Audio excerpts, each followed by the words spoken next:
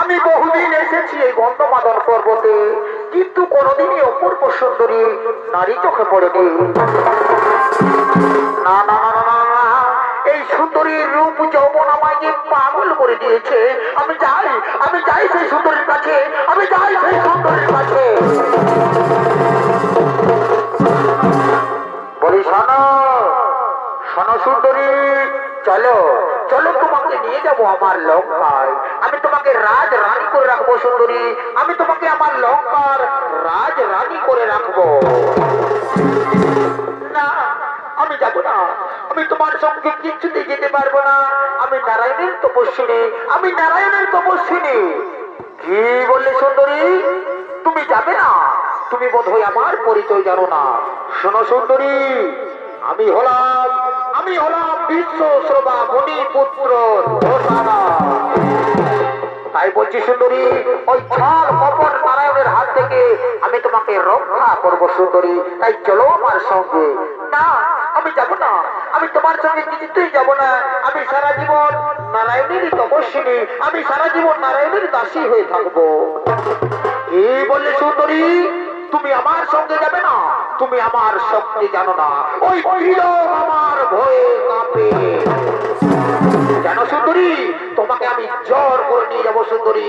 দেখি কোন নারায়ণ এসে তোমাকে বাঁচায়, তোমাকে কোন নারায়ণ এসে বাঁচায়। ওরে মন্ত্রী সেনাপতি, তোমরা শীঘ্র চলে যাও আমার কাছে।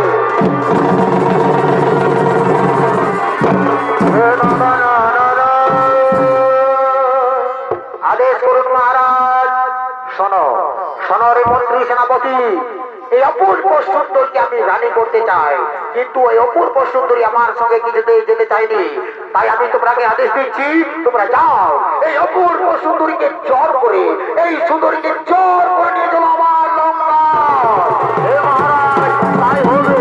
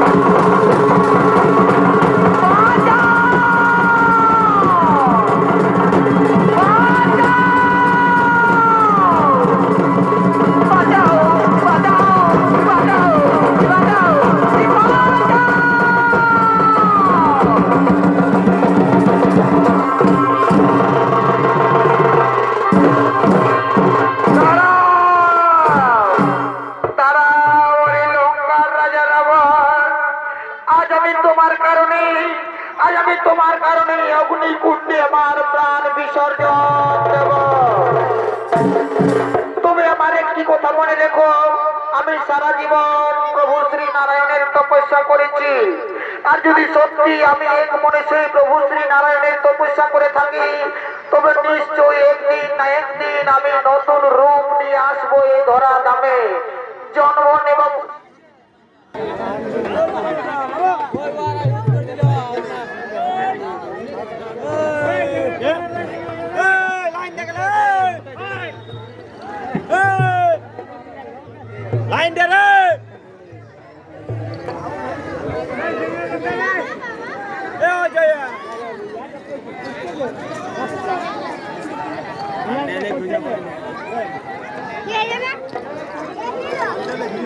খুব টাকা দিলা দাওড়া ওইটাই তো হলো সমস্যাটা আর ফুলটা ছিল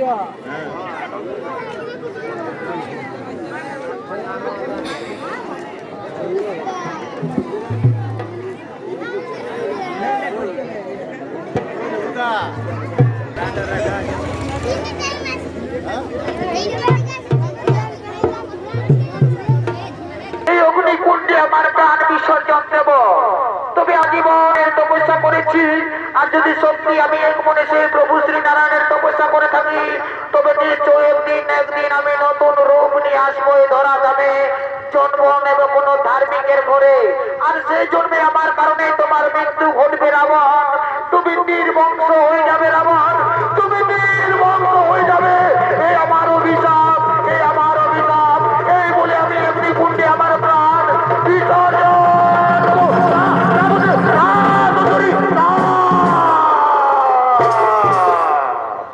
এদিকে এদিকে বেদবতী সেই দুষ্ট রাবণের অত্যাচার সহ্য করতে না পেরে নিজেই অগ্নিকুণ্ড তৈরি করে সেই অগ্নিকুণ্ডে তার প্রাণ বিসর্জন দিলেন। আর এদিকে লঙ্কার রাজা রাবণ তার পুষ্পক রথে চলে যায় তার নিজালয়ে।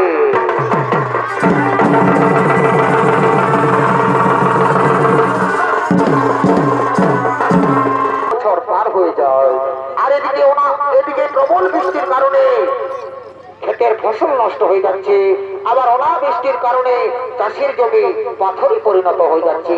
তেমনি একটি জায়গার নাম ছিল মিথিলা, সে মিথিলার নরেশ ছিলেন রাজা জনক। তাই দেবরাজ ইন্দ্রের অভিশাপে অনেক বছর ধরে বৃষ্টি হয়নি, তাই মরুভূমিতে পরিণত হয়ে গেছে প্রায়। সেই সময় জনক রাজার গুরুদেব তাকে আদেশ দিয়েছিলেন যে হে রাজা জনক, আপনি আর আপনার স্ত্রী যদি সবকিছু ত্যাগ করেন তবে হয়তো বৃষ্টি হতেও পারে।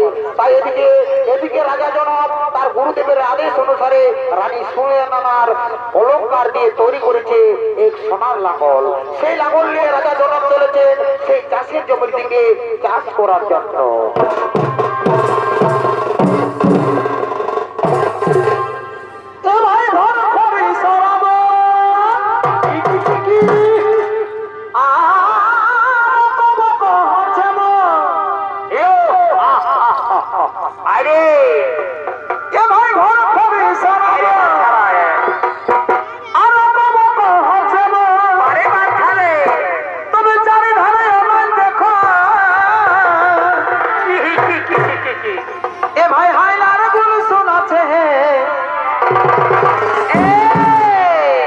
আসো বন্ধু ধরো হাত বেলা বহে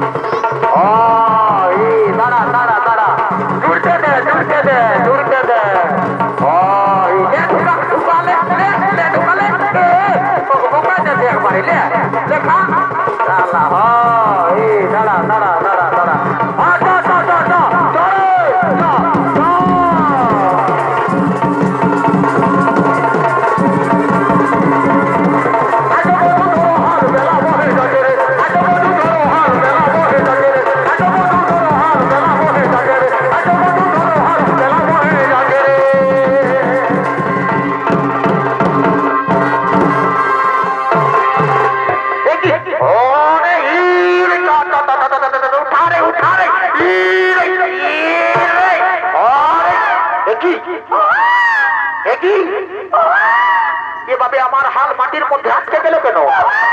একই এই নাবালক শিশু কন্যা, একই এই নাবালক শিশু কন্যাকে কিভাবে মাটির মধ্যে ফেলে দিয়েছে? একই একই না না না না না না, এ হতে পারে না। কেন এই শিশু কন্যাকে এভাবে মাটির মধ্যে ফেলে দিয়েছে? শোনো শোনো রে মন্ত্রী সেনাপতি, তোমরা শীঘ্র চলে যাও আমার কাছে।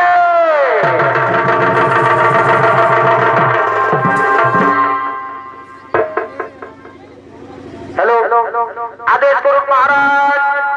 শোনো শোনো রে মন্ত্রী সেনাপতি, তোমরা শীঘ্র চলে যাও আমার নগরে।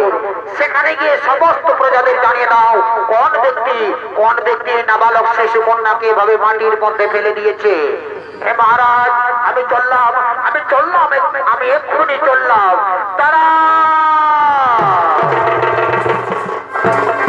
সুধী দর্শক মন্ডলী, এদিকে রাজা জনক সেই দৈববাণী থেকে শুনতে পায়। দাঁড়াও রাজা জনক, আজ জমি কর্ষণকালে যে শিশু কন্যাটিকে তুমি পেয়েছ, সেই শিশু কন্যা কোনো সাধারণ কন্যা নয়। এর জন্ম হয়েছে বিশেষ উদ্দেশ্যে। তার সময় এলে তাও তুমি বুঝতে পারবে। এই শিশু কন্যাকে তুমি নিজের কন্যার মতো লালন পালন করো। এই শিশু কন্যাকে তুমি নিজের কন্যার মতো লালন পালন করো। সময় এলে তাও তুমি বুঝতে পারবে, সময় এলে তাও তুমি বুঝতে পারবে। হে ঠাকুর, হে ঠাকুর, প্রণাম জানাই আমি আপনার চরণে। ঠাকুর, আমি আপনার চরণে লাখ লাখ প্রণাম জানাই। রানী, ও রানী, তুমি এদিকে এসো, তাড়াতাড়ি তুমি এদিকে এসো। দেখো রানী, দেখো দেখো রানী, আজ আমরা বহুদিন ধরে কোনো সন্তানের মা বাবা হতে পারিনি। তাই স্বয়ং ভগবান এই শিশু কন্যাকে আমাদের কোলে পাঠিয়েছে। আজ আমরা বড়ই ভাগ্যবান, হে স্বামী, সত্যি। কারণ বহুদিন ধরে আমরা কোনো সন্তানের মা বাবা হতে পারিনি। আর এই শিশু কন্যাকে আমাদের কোলে পেলাম।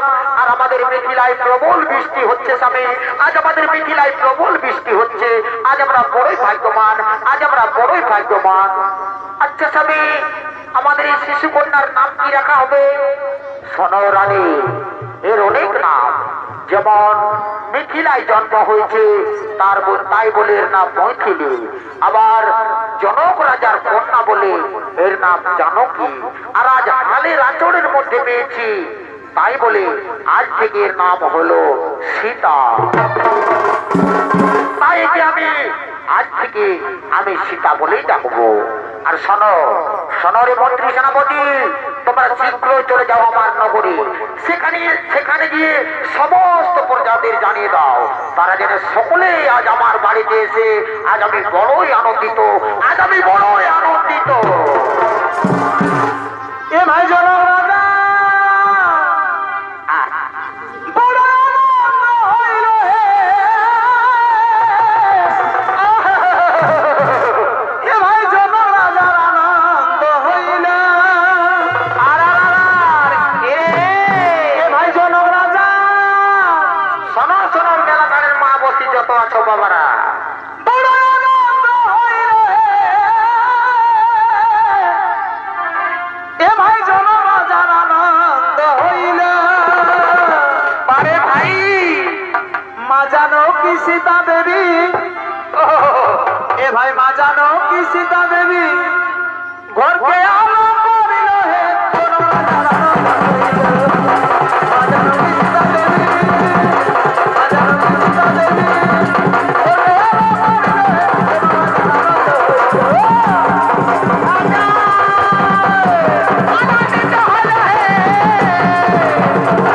আনন্দিত হইল হে। আনন্দিত হইল। মা জানো কি সীতা দেবী, মা জানো কি সীতা দেবী ঘরকে আলো করিল হে। আনন্দিত হইল।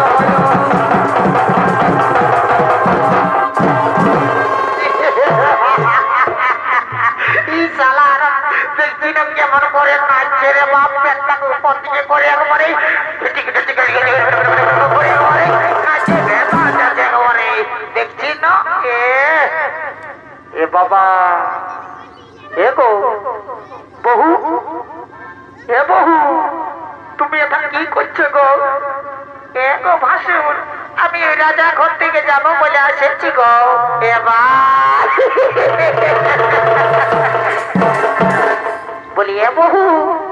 বলি হ্যাঁ গো বহু, বলি তোর শাড়িটা কোথা আছে গো? এ ভাই গেলে গো এ ভাসুর, আমি নেবো শাড়িটা কাচেছিলি আর শুকলো নাই, তখন এমনি চলে আসে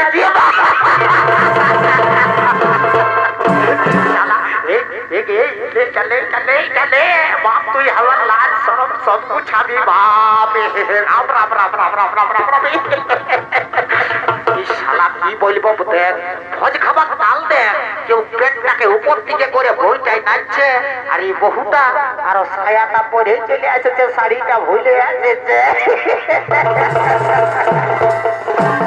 বলে রে ভোটায় শালা বহুটাকে টুকু যে আনেছি তো শাড়িটা কম সে কম পরাই আসবার ছিল না, শালা কোন হতর কাণ্ড জ্ঞান নাই, শুধু ভোজের তাল বলে এবারে চললো পেছনে চল। তো আছে যদি চল চল, ভাবিস তো চল শালা আমার পেছে পেছে চল, আমার পেছে পেছে চল।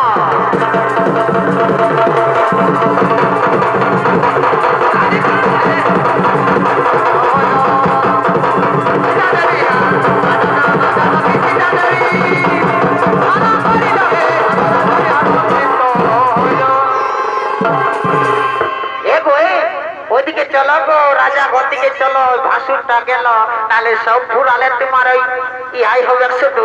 চলো রাজা ঘর দিকে চলো, চারে চলো চারে চলো, ঠিকই বলেছি, চলো তো রাজা ঘর দিকে চলো, চারে চলো বাবা, তারপরে যাবো।